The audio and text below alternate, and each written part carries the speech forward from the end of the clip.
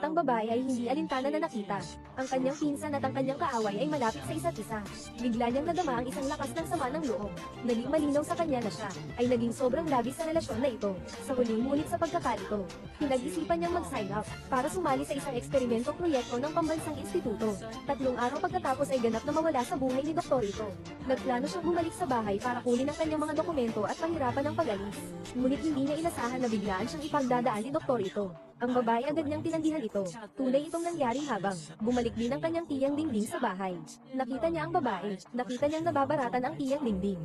Nagkakahawak bigla siya sa braso ng kapatidong lalaki. Ang kapatidong lalaki, nang makita niya ito, walang tinanong agad niyang inatake ang batang babae. Sinaktan niya siya ng mabuti. Hindi na siya nagpapaliwanag pa. Dahil alam na niya, isang taong may malalim na intrigang isip. Naging maraming beses ay nagbigay daan sa kapatidong lalaki. Ngunit hindi pa rin siya nakakuha ng pansin. Ngayon ay ayaw na niyang makialam.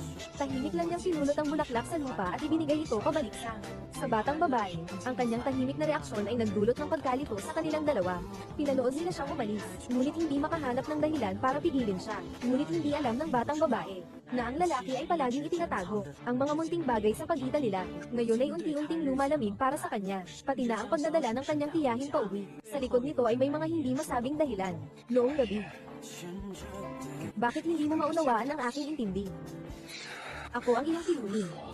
Kahit na ito ay sa pangalang lamang, iyan din ay totoo. Paano ko maaring sagutin ang iyong pag-amin? Akala ng lahat na ayaw ko sa iyo. Paano ko maaring ayawan ka? Ayaw ko nang sirain ang ating relasyon. Ayaw kitang mapasama.